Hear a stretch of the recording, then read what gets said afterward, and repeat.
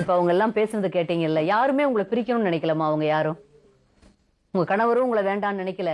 ஆனா இதே நிலைமை இப்படி கண்டினியூ ஆச்சுன்னா அவர் உங்களை விட்டுட்டு ஓடுற நிலைமை கண்டிப்பா வரும். ஒரேடியா பிரிவு வரும். மன உளைச்சல் காலாயிட்ட மேடம். மன உளைச்சல், அதாவது 28 வயசுல பாவம் அந்த ஒரு வீட்டுக்கு வந்தா ஒரு காதல் மனைவி, நீங்க வந்து லவ் பண்ணி கல்யாணம் பண்ணுவங்க 2 பேரும், அழகா 2 சின்ன குழந்தை, எவ்வளவு ஒரு கவர்மெண்ட் ஜாப். எத்தனை பேருக்கு இந்த மாதிரி ஒரு பாக்கியம் கிடைக்குது? ஒரு எதுக்கு அவசரத்துக்கு ஹெல்ப் பண்றதுக்கு ஒரு அம்மா, ஒரு ஒரு குழந்தைகளை விட்டுட்டு போறதுனா கூட ஒரு ஹெல்ப்புக்கு ஒரு மாமியார், நாத்தனார், இதையெல்லாம் நல்லா அழகா வச்சு வாழாம நம்ம அம்மா ஸ்ட்ராங்கா இருக்காங்கன்னு நினைச்செல்லாம் பண்ணக்கூடாது. எல்லாமே வெறும் மண் குதிரைதாம்மா. ஒரு நிமிஷம் எங்க வீட்டுக்காரர்கிட்ட பேசிக்கிறேன். சொல்லுங்க, பேசுங்க. எங்க அம்மா வந்தனால தான் குடும்பத்துல பிரச்சனையா? கண்டிப்பா கண்டிப்பா அவங்க அப்படித்தாம்மா நினைக்கிறாங்க மேடம். 3 மாசம் தான் மேடம் என்னோட சந்தோஷமே.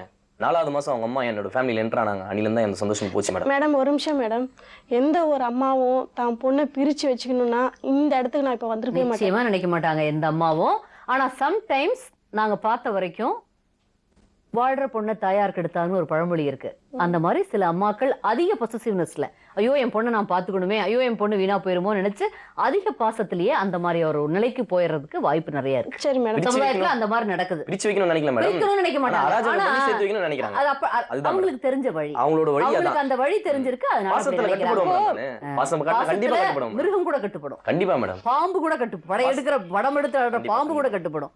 அதனால பாசத்துலதான் ஒருத்தர் இதே ஒரு அன்பு விட்டு போச்சுன்னு வச்சுக்கோ அந்த மனுஷனுக்குள்ள, அப்ப நீங்க என்ன கதறி என்ன அம்மா கூட வாழ்ந்துடலாமா? வாழலாம். என்ன வாழ்க்கை அது மேடம்? நான் அம்மா கூட வாழணும்னு முடிவு பண்ணியிருந்தேன்னா நான் இங்க வந்திருக்க மாட்டேன், ஸ்டேஷனுக்கு போயிருக்க மாட்டேன், எங்கேயுமே போயிருக்க மாட்டேன். இவர் சண்டை போடுறதுக்கே நான் போயிட்டு இருக்கேன். அவர் சொன்னார் இல்ல, இப்ப அதை ஏத்துக்கிறீங்களா உமா? அவர் சொன்ன சில விஷயங்களை நான் கண்டிப்பா ஏத்துக்கிறேன் மேடம். சரி, என்ன சொன்னா சொல்லாமக்கெல்லாம் போகுதுன்னு சொன்னாரு, அது உண்மை.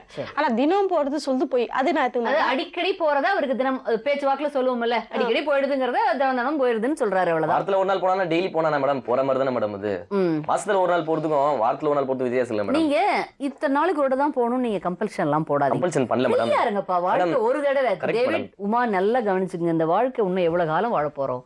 இருக்க வரைக்கும் நிம்மதியா ஃப்ரீயா இருக்கணும்ல. நீங்க உங்க அம்மாவை பார்க்காத, உங்க அக்கா தங்கச்சி பார்க்காதேன்னு ஒரே பையன், தகப்பனாரும் இல்ல, அவருடைய வேலையை வாங்கி கொடுத்துருக்காங்க அவருக்கு. 19 வயசு 20 வயசுல அவர் கல்யாணம் பண்ணிட்டு வந்திருக்கீங்க. அந்த பையனுக்கு அந்த அம்மாவுக்குரிய ஒரு கடன் இருக்கு. அந்த 2 கல்யாணம் பண்ணாத 2 சகோதரிகளுக்கு இருக்கிற கடைசி வரைக்கும் அந்த பையனுக்கு கடன் இருக்கு இல்லையா? அதை வேண்டாம் நீங்க சொன்னா நியாயமா? நீங்களும் சொல்லக்கூடாது. அதே மாதிரி அவங்க அம்மாவும் அவங்க எப்படி வாழ்றாங்க என்னங்கிறது வேற. கண்டிப்பா மேடம்.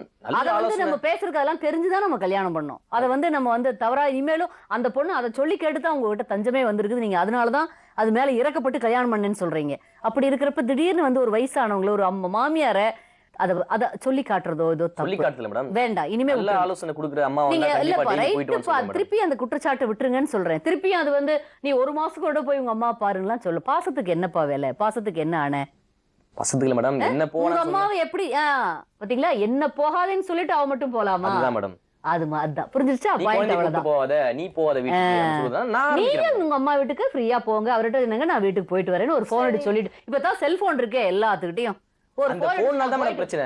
போன்னால தான் பிரச்சனையே போன்னால. ஏன் பிரச்சனையே போனால நல்லதும் போனால விஞ்ஞானமே அப்படித்தான். நல்லது நடக்கும், கெடுதல். சின்ன சண்டை வந்து உடனே போன் எடுத்து காதுல வச்சுக்கிட்டு. ஏன் மேடம் வீட்டுக்கு கணவன் மகள் ஒரு பிரச்சனையை உங்களுக்கு 4 செவத்துக்குள்ளே வச்சுக்கலாம். அதான் அம்மாட்ட போய் சொல்லுது.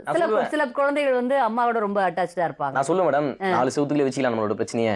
ஏன் மத்தவங்க நியாயம் தீக்கணுமா? ஐயோ தம்பி, புரிஞ்சுக்கல. ஆண்களுடைய மனது எப்படின்னா தங்களுக்குள்ளேயே வச்சுப்பீங்க. பெண்களுடைய மனது யாருக்கிட்டையாவது ஷேர் பண்ணியே ஆகணும். பிரபலப்படுத்துறோங்கிறது நோக்கம் இல்ல, அதை கொட்டிடணும். யாராவது ஒரு ஷேரிங் வேணும். இப்ப நான் பேசினாலும் என்கிட்ட சொல்லிடுவாங்க, அப்பாடான ஆயிடுவாங்க, அவ்வளவுதான் இல்லமா? அதுல வேற மோட்டிவ் இல்ல. உங்களை சொல்லி உங்களை அந்த கேக்குறவங்க அந்த சென்ஸ்ல எடுத்துக்கணும். அவங்க தாயாரா இருக்கிறதுனால அதுலயும் கொஞ்சம் வசதி வாய்ப்போட இருக்கிறதுனால அவங்களுக்கு அப்படியா நம்ம பொண்ணை பண்ணிட்டோம்னா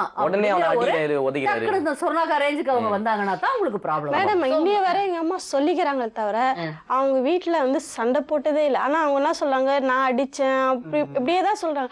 மேடம் ஒரு விஷயம், இப்போ என் கூட உனக்கு வாழ விருப்பம் இருக்கா இல்லையா? ஏன்னா எனக்கு ரொம்ப தாங்குற எதுவும் கிடையாது. எனக்கு பட்டுன்னு பேசணும் தவிர மனசுல எதுவும் இருக்காது. ஆனா ரொம்ப இடிஞ்சு போய் நான் கேக்குறேன், 2 குழந்தை வச்சுக்கிற வாடகை வீட்டுல இருக்கிறேன். நான் எங்க அம்மா வீட்டுல இருக்க மாட்டேன். நம்ம எந்த வீட்டுல வாடகை இருக்கோம் அதே வீட்டுல நான் வாடகை இருக்கிறேன்பா. எனக்கு மாசம் நீ எவ்வளவு கொடுப்பேன்? ஏன்னா நீ சண்டையிலே இருக்கேன்னு சொன்னால்தான். இதுக்கு மேல என்னால பஞ்சாயத்து பிரச்சனை போயின்னு சொல்லி போட பாருங்க. மாசம் நீ எனக்கு எவ்வளவு கொடுப்ப? ஆமா, நான் குழந்தைங்களை வச்சுக்கணும். ஏன்னா எல்லாத்தையும் நான் செய்யறேன் மேடம். எந்த வசதி குறைவே இல்லை மேடம். எல்லாத்தையும் நான் வாங்கி போட்டு ஏன்னா நான் இதுக்கு சொல்ற மாதிரி இல்ல. பணத்துக்காக தான் மெயின். கஷ்டப்பட்டு காசு கொடுப்பேன் மேடம். அந்த செகண்ட் பண்ற நேரத்துல ஓடுறேன் மேடம். அந்த காசுலாம் சேவிங்ஸ் எதுவுமே கிடையாது. ஆனா வீட்டுக்கு தான் செலவு பண்ணுவாங்க. ஏதாவது இது வாங்கணும், அது வாங்கணும், இது வாங்கணும், உடனே டீனர் போகணும், ட்ரெஸ் எடுக்கணும், அது எடுக்கணும், இது இருக்கணும். உடனே கஷ்டப்பட்ட காசு அவங்களுக்கு தெரிஞ்சாதானே மேடம் அந்த காசோட அருமை தெரியும். அப்பா தான் சொந்த அப்பா இல்லையே, வேற யாராவது வந்து கொடுத்து போனாரு. தம்பி போத பேசாது, எனக்கே கஷ்டமா இருக்கு. சும்மா சொல்லாது, சும்மா திருப்பி அது சொன்னா அந்த பொண்ணு எவ்வளவு நேரம் தாங்க, எனக்கே தாங்க முடியல. எம்எல்ஏ அபட்டமா போய் சொல்லுவேன். எப்படி நான் வேற என்ன மேடம்? அதுக்காக அவங்க அம்மாவை வந்து எதுக்கு இழுக்கணும் நம்ம இதுல? திரும்ப அதை எத்தனை தடவை சொல்றேன். செய்யாதவன வந்து சரி, அந்த பொண்ணு எதுக்கு கேக்குது? என்னை கைவிட நினைச்சிட்ட போல இருக்கு.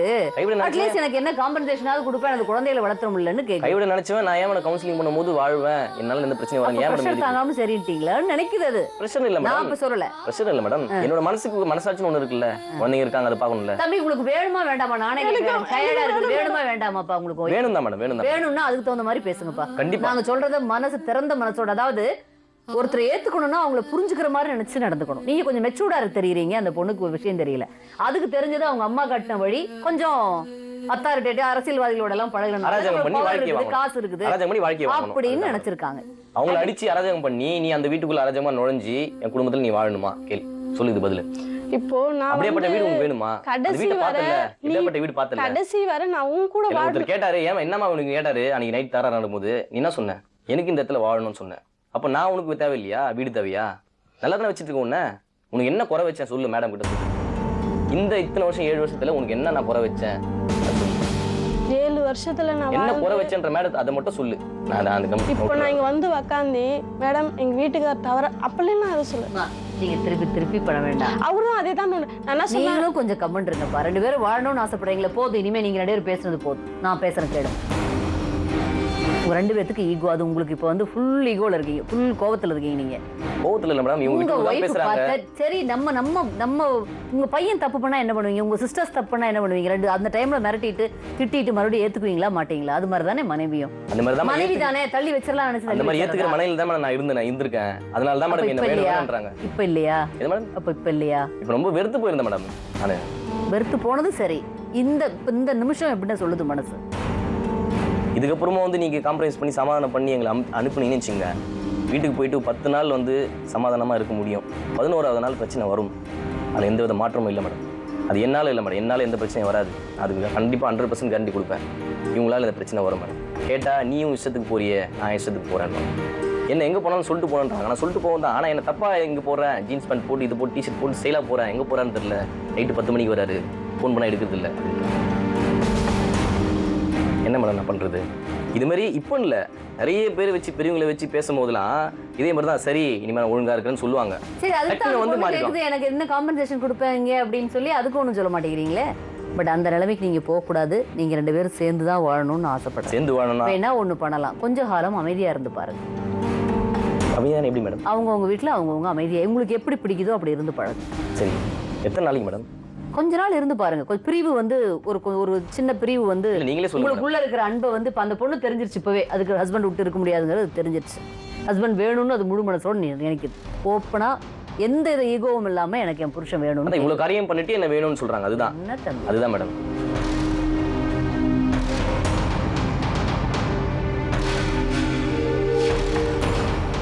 எனக்கு வந்து உங்களை பிரிக்க மனசு இல்லப்பா. நீங்க வந்து பிரிவை விரும்புற மாதிரி தெரியுது. அதாவது இன்டைரக்டா என்னோட மனசு வந்து பாதிக்கப்பட்டது. அதனால வந்து எப்படியாவது இந்த இடத்துல நம்ம வந்து விடுதலை வாங்கிடணும் இதுல இருந்து உங்க மனசுல ஒரு எல்லைக்கு வந்துட்டீங்க. ஆமா மேடம். உங்களுக்கு அது தோணுது. பட் அந்த பொண்ணு பாவம். என்ன எனக்கு நல்லா புரியுது. எனக்கு 100% புரியுது. பட் அந்த பொண்ணுக்கு நான் என்ன பதில் சொல்லுவேன்?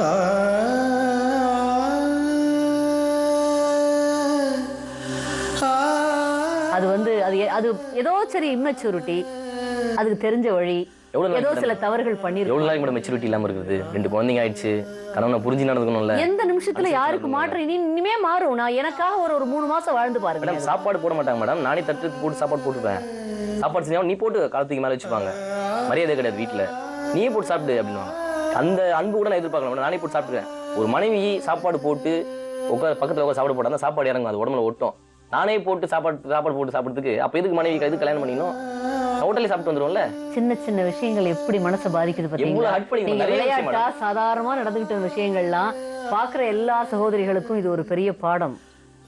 குட்டி குட்டி விஷயங்கள் நம்ம அலட்சியமா நம்மால் தானே, நம்ம மனைவி தானே, நம்ம கணவன் தானே நம்ம நடந்துக்கிற விஷயங்கள் இன்னைக்கு வந்து ஒரு பெரிய பிளவுக்கு மனத்துல அப்படியே மனசு வெறுத்து போற அளவு ஒரு நிலைமைக்கு கொண்டாந்து விட்டுருக்குது. இந்த பொண்ணு பெரிய தவறு பண்ணல, ஆனா அவர் மனசுல கொஞ்சம் கொஞ்சமா இன்னைக்கு வந்து கிட்டத்தட்ட வெறுத்து அந்த மனையை விட்டு பிரியணுங்கிற மனநிலையில் தான் அவர் இருக்கிற மாதிரி எனக்கு தெரியுது. இருந்தாலும் சின்ன குழந்தைகளோட 2 குழந்தைகளோட இந்த பொண்ணு எனக்கு மனசு வரல. தம்பி என்னால முடியலப்பா, நீங்க தெளிவா நினைச்சு வந்திருக்கீங்க. எனக்காக நீங்க ஒண்ணு செய்யலாம். ஒரு 3 மாசம் 6 மாசம் மறுபடியும் நீங்க 2 பேருமே உண்மையிலேயே நம்ம நல்லா வாழணும்னு அந்த காதலிச்சு கல்யாணம் பண்ணீங்க பாருங்க, அந்த ஸ்டேஜை மனசுல வச்சுக்கிட்டு புதுசா வாழ்ந்து பார்க்கலாம். ஹஸ்பண்டுக்கு இதெல்லாம் பிடிக்கும் இதெல்லாம் பிடிக்காதுன்னு தெரிஞ்சு நீங்க நடந்து பாருங்க. சரி ஒய்ஃப் தானே பாவம், இந்த விஷயத்துல விட்டு கொடுக்கலாம், நீங்க இருந்து பாருங்க. புதுசா ஒரு 6 மாசத்துக்கு இருந்து பாருங்க. அதுக்கப்புறம் ஒத்து இல்லையா அப்புறம் நீங்க என்னவோ சட்டப்படி என்ன பண்ணணுமோ அதை பண்ணிக்கிங்க.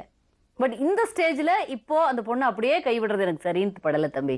உங்களுக்கு இன்னைக்கு 28 வயசு ஆச்சு, கவர்மெண்ட் ஜாப் இருக்குது, ஓகே. இப்ப என்ன குழந்தைகள் கூட்டிட்டு நீ போனா தான் என்ன, நான் வந்து நீ விட்டுட்டு போனாலும் நான் சட்டப்படி டைவர்ஸ் பண்ணிட்டு அழகா நான் ஒரு கல்யாணம் பண்ணிட்டு நல்லா இருப்பேங்கிற மாதிரி ஒரு மனநிலைக்கு நீங்க வந்துட்ட மாதிரி என் மனசுல படுது. அப்படி என்ன இல்ல மேடம் எனக்கு தம்பி, அது தப்பு. என்ன இல்ல, அதுதான் உண்மை.